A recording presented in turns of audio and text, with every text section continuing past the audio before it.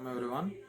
My topic is peak factor of DC and RMS voltage or current. Hi everyone. My name is G. Ajay Kumar and I am from Mechanical Engineering. Let's move on to the topic.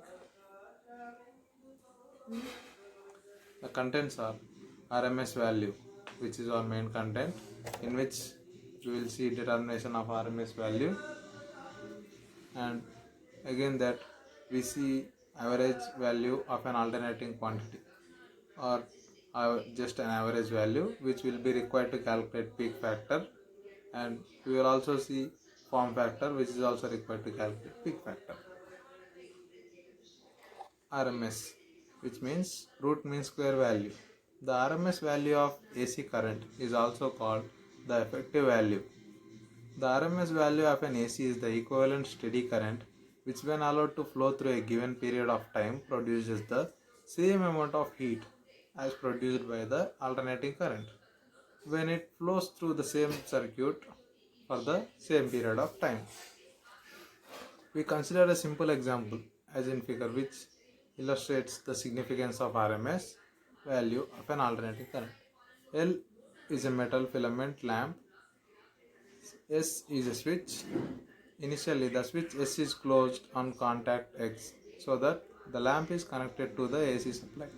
The brightness of the filament lamp is noted.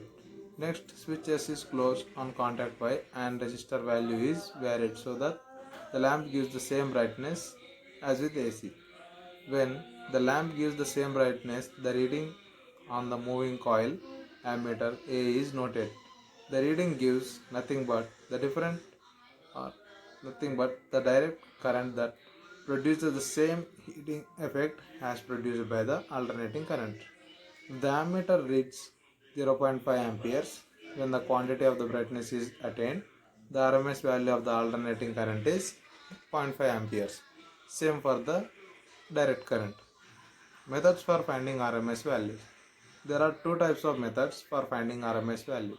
One is mid-ordinate method and another one is analytical method. Mid-ordinate method. The formula is I equals to L of m into sin omega t. Suppose omega t equals to theta, so I equals to L of m sin theta. Now mean of I square, which is integral of 0 to 2 pi I square d theta by 2 pi, which results in integral of 0 to 2 pi into Lm sin theta whole square d theta, as Lm square by 2 pi are constants. Integral 0 to 2 pi sin square theta d theta, which results in Lm square by 2 pi integral 0 to 2 pi into 1 minus cos 2 theta by 2 into d theta, which is the conversion formula of sin square theta. And after that, Lm square by 4 pi by 0 to 2 pi integration of 1 minus cos 2 theta d theta, which results in, upon substitution of the upper limits and lower limits in cos theta the function, the Lm square by 4 pi into theta minus sin theta into 2 pi to 0. Lm square by 4 pi into 2 pi minus 0, and finally mean of I square is Lm square by 2. The RMS value of AC current is root of mean of I square, which is root of Lm square by 2, which is equals to Lm square and square root get cancelled, which results in Lm by root 2, which is equal to the value of 0.707 Lm. RMS value of a half wave rectified AC. RMS current I equals to square root of 1 by 2 pi integral 0 to pi I square d theta, and which will, upon same process as the previous one, result in I equals to 0.5 into Im for a half wave rectified AC. Peak factor. Peak factor is defined as the ratio of the max value to the RMS value of an alternating quantity. It is denoted by Ka. Ka is equals to max value by RMS value.